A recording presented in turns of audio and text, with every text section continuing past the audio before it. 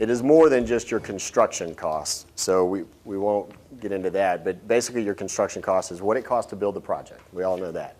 On top of that, we have some inflation that goes into this. Some of these projects, we're going to look at schedule and talk about schedule, and we're projecting construction start several years down the road. So we've got to escalate and assume some inflation on that to develop a total construction cost. That number we plug into a series of formulas where we develop what your soft cost fees, your permit fees, your design fees, your fixtures, furniture, and equipment, otherwise known as FF&E, that will go into the building, the technology, and a contingency fund just to protect the district for any uncertainties that might occur during construction to make sure that we can get the project done. All of these things factor into a turnkey project budget, your total project cost. This chart is provided by A4LE. It's a service that kind of looks at all the various education and construction industry as a whole, but some of the things that they did some analysis on what we've seen as a recent trend of project cost escalating. Especially here recently, you can see from 2015 to 2016, a pretty considerable jump on these.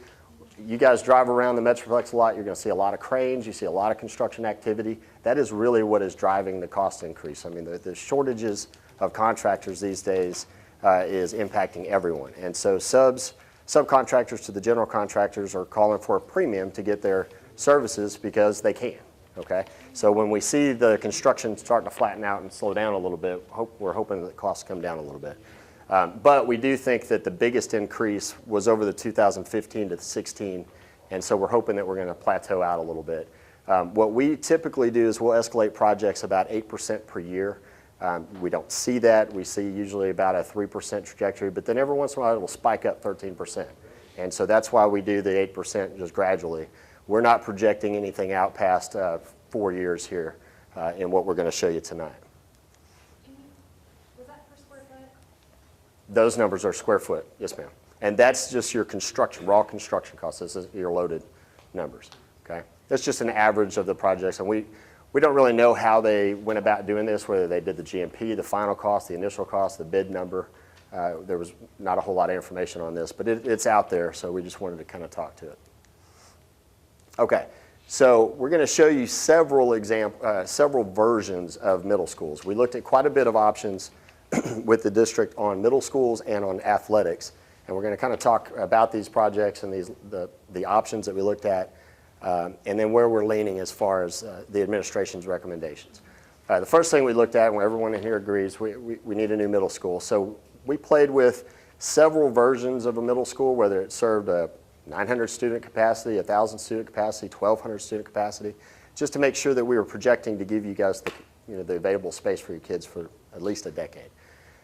So in studying this, we landed on a 900 capacity, 950 functional student capacity. So the core of that school would be designed for up to 1,200 kids. Your cafeteria, your library, your corridors, those type of things could handle a much larger population of students. We built it today for a functional capacity of about 950. Okay, this would include a tornado shelter. I don't know if we've mentioned this before, but have we talked about, okay, the codes are changing and tornado shelters are now required in schools effective to the 2015 adoption. This would also include a land purchase, and we're projecting that we would start on this as soon as the bond passes, and we'd get you guys in there as early as August of 2020. We're looking at about $66.7 million for that facility. Lakeside Middle School, we studied several options. The ones I'm going to show you tonight are really kind of what we landed on as the final comparison numbers. So we looked at just taking Lakeside Middle School and renovating it as is, leaving it as an 800 student capacity.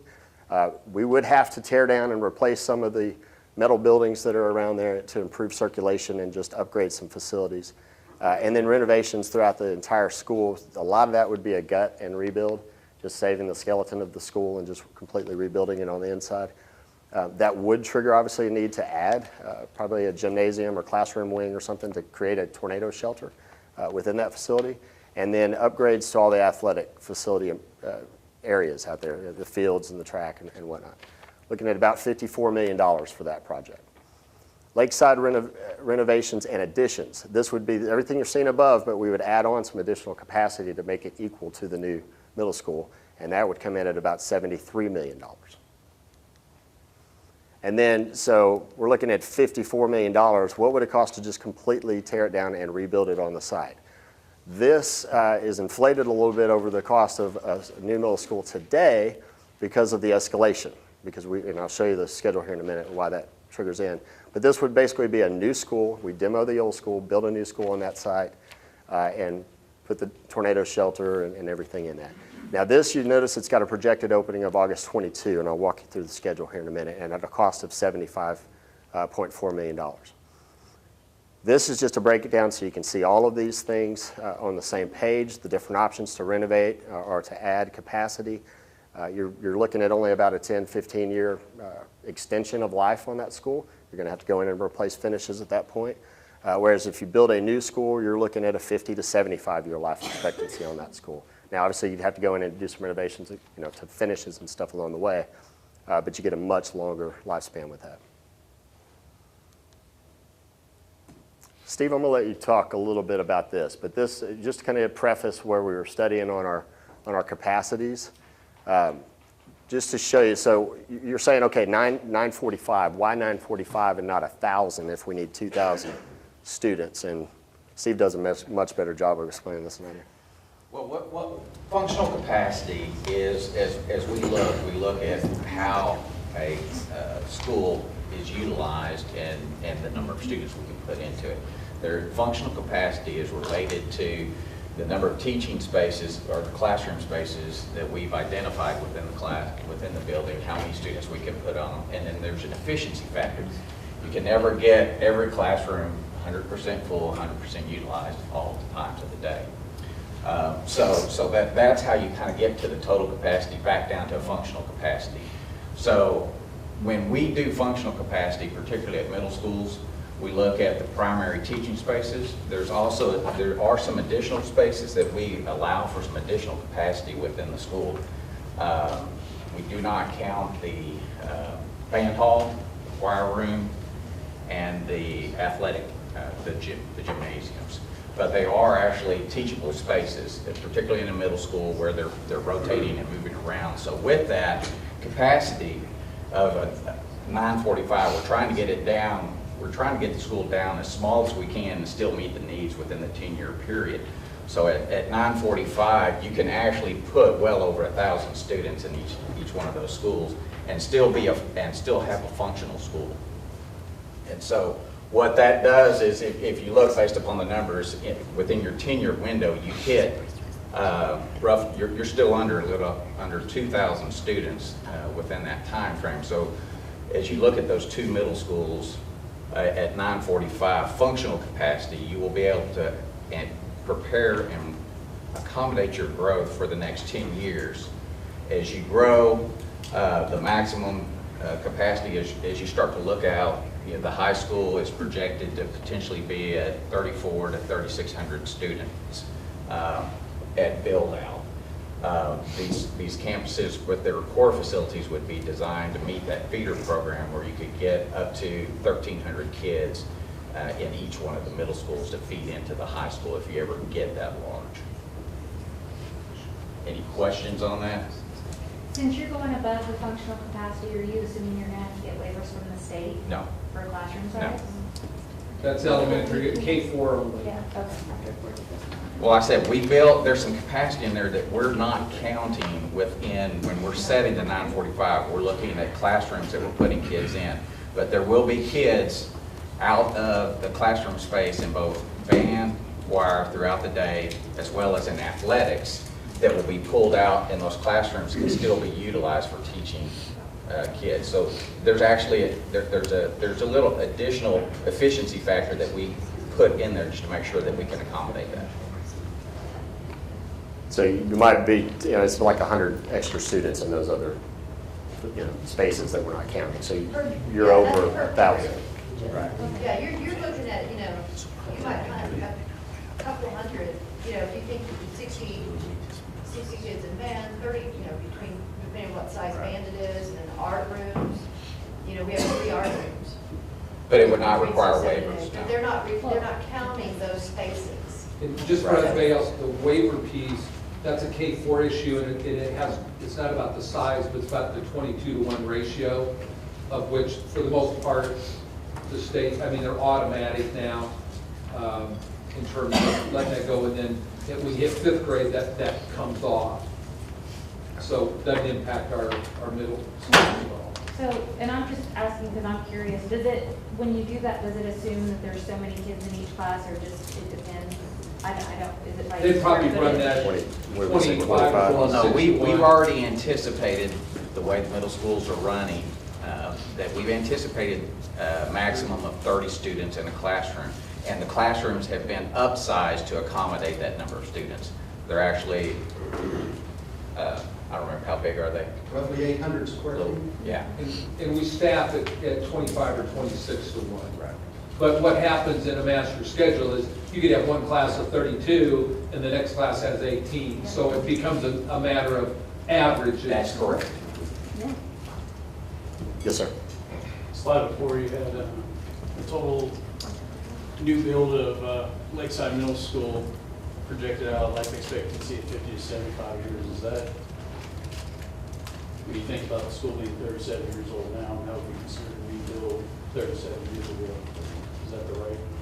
Do you feel that if we build this year, we would Most project out definitely. 75 years or 37 years from now? Or would Most we- definitely. I mean, just the quality of materials and the assemblies that we're going to produce would be masonry, typically like an ICF construction, which is an insulated concrete form.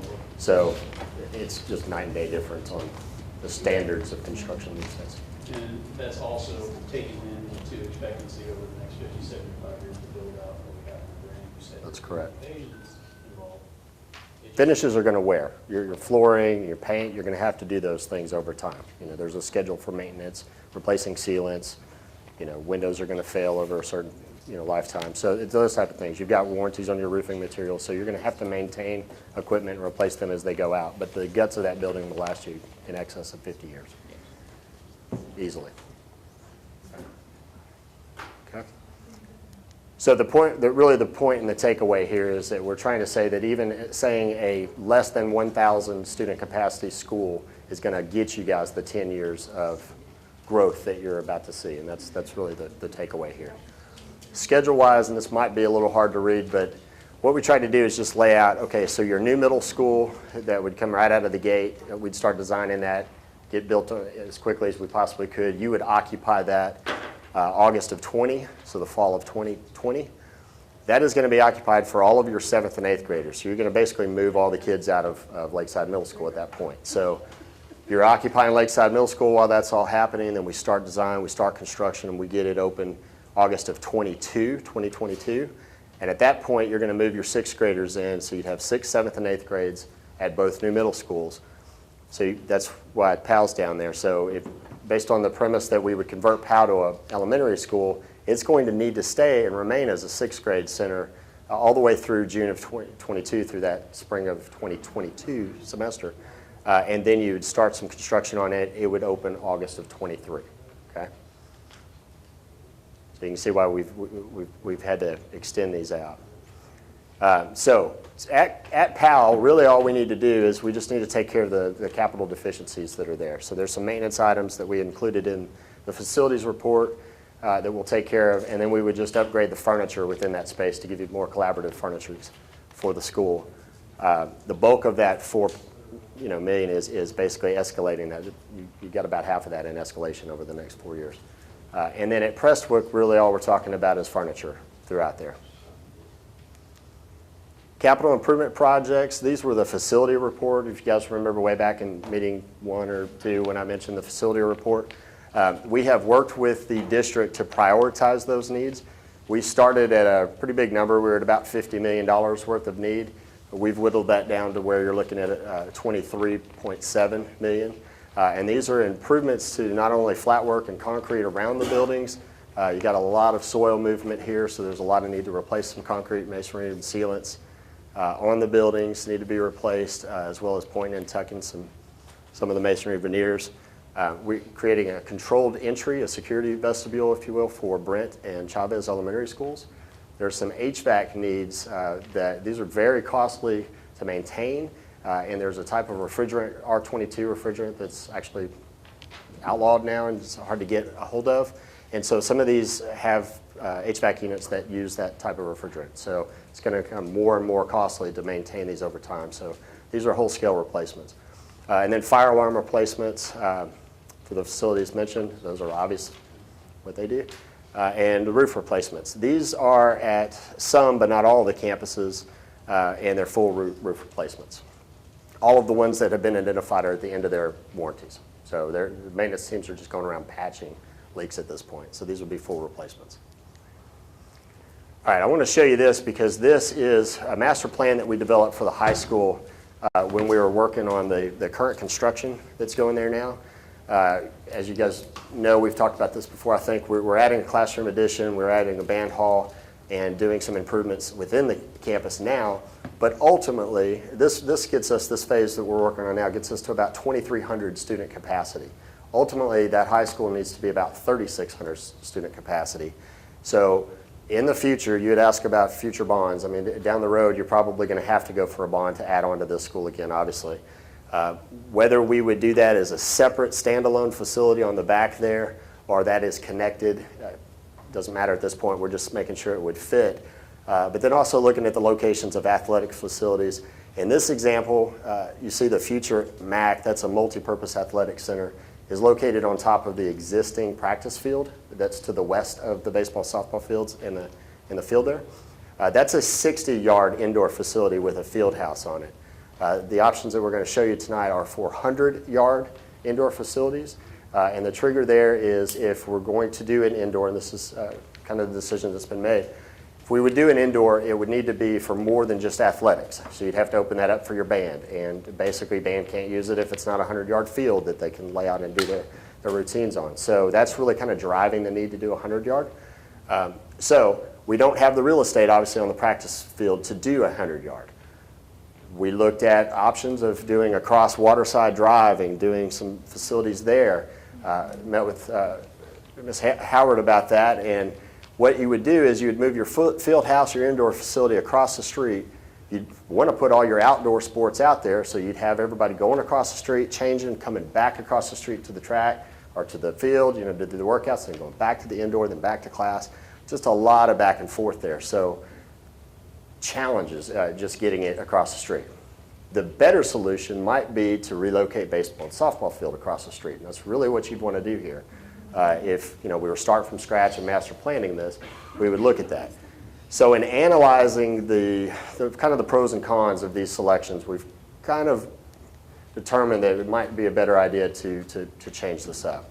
You guys had prioritized multi-purpose athletic centers with the athletic renovations. We have split this out for you tonight so that you can revisit this and consider this some other options. Okay, so that's a 60-yard indoor. The cost of a 60-yard indoor, just for reference point, with the full program of spaces needed is about $26 million. That's not listed up here because we've kind of removed that from the options. But we looked at a 100-yard multipurpose center across Waterside. Everything you would need, 100-yard field, 2 end zones, 20-foot clear around that field to make sure you've got plenty of room for safety. And then your full program, that would include locker rooms, 80 offices, a weight room, et cetera. It's $32.6 million. We looked at that being a rather expensive option, so we looked at 3 options to kind of reduce costs here. So I'm not going to read all these out to you, but you can kind of see the differences are basically in the support spaces. Option A there is basically an indoor field with bathrooms and maybe storage or something, just what you'd need to keep from having to run across the street every 5 minutes. And then option B and option C just give you a little bit more as a way of offices. So your AD's office is in option B. Option C includes the weight room and the football locker rooms, and that's really about it. So then we have the option here for new baseball and softball facilities. This was if we started from scratch and we relocated these across the street, you'd be looking at $9.6 million. In addition to this, we showed you that we had renovations at the high school in the previous slide, and I actually got a curveball thrown to me when I walked in here, so I'm going to change this number for you. But basically, in the existing high school now, there are some tremendous needs in its athletics. The facilities they're good, but they just need some improvement. So these are just straightforward renovations. to renovate all of the finishes and everything that's in there to add on to the weight room. The weight room as it is just undersized. And so we would add on to the school to provide a second weight room, really. You'd improve your tennis courts, your surfaces on your tennis courts. You'd improve the seating at the baseball, softball field. The press boxes need to be replaced at the baseball, softball field. The practice fields, so what we need to do is we need to develop practice fields on the other side of Waterside Drive. And then a baseball, softball concessions, restroom. Now, moving across the street over there is a floodplain. So we'd have to do a floodplain study with the Army Corps of Engineers to determine what we would need to do to mitigate that and build in a floodplain. Usually, basically what it means is if I'm going to fill up some land, I got to figure out some other way to offset that water. Yes, ma'am. Do you know if it's in the 537 determination? Yes, some of it is. I don't. Yeah. And some of it across from Waterside is, and the practice football field today is. Yeah, part of that is down below that. Yeah, so the weather we had. Flooded the road. Over Yeah. towards the practice field. That's the area Right. that's in the 537, basically right down there on the far side. So that'd be on like the far northwest corner of that lot. Northwest corner of it. Right, okay. So obviously there'd be some work there, and you know, we'd have to keep everything up to the high side as much as possible on that.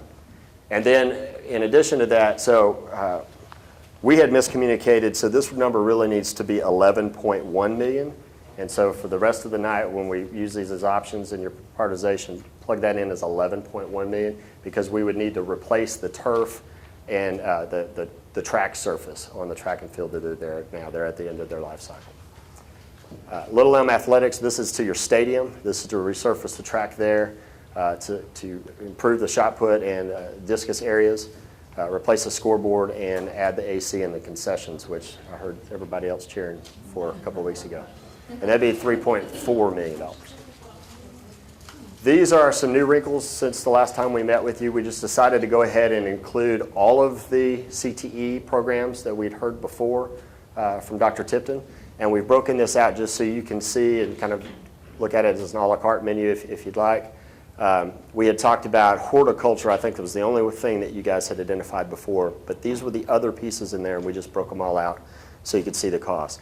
Some of these would require new additions to the existing school, and we've stated as such. Some of these would just be renovations of existing spaces to provide what they need there.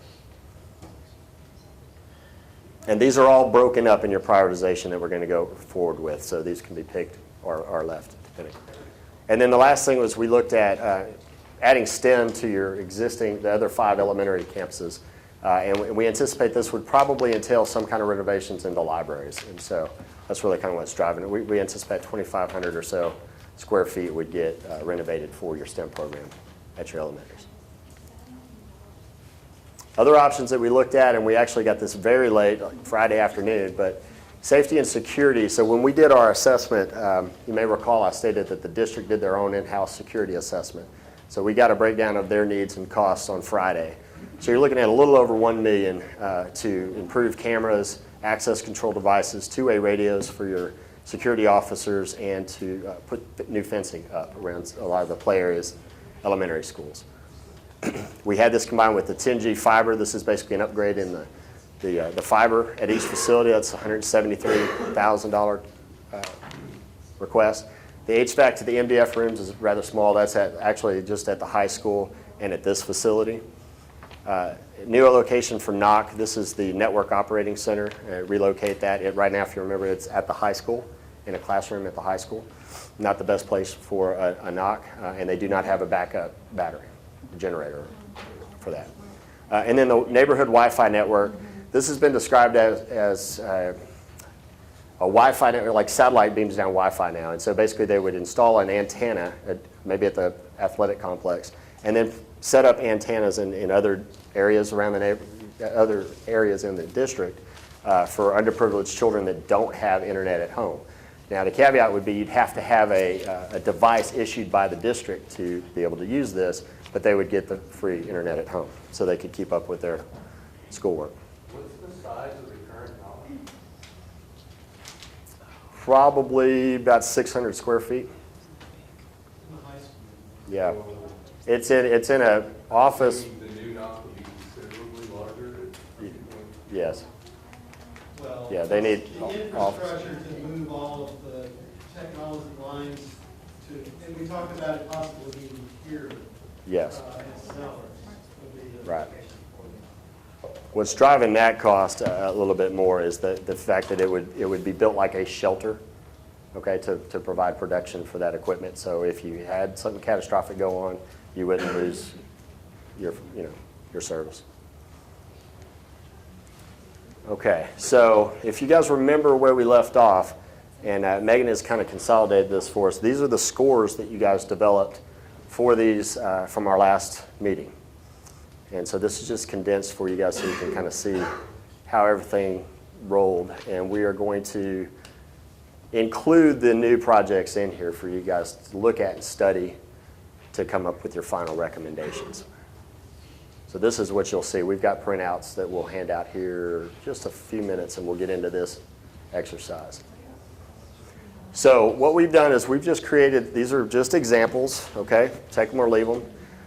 We've just taken some of the projects and kind of come up to, what you guys are going to end up doing is picking the projects that you feel and coming up to a total number. That's our goal. So if you were to do a new middle school, the replacement for Lakeside, your capital improvement projects, which we've all said are kind of the district's highest priorities, and then just did the elementary campuses and your safety and security, you'd be looking at about $172 million. If you added a little bit more scope there and you dip down and you said, okay, well, we want to improve the things at the athletic complex, do the STEM at the elementary schools, and the athletics improvements at the high school, you'd be about $189 million.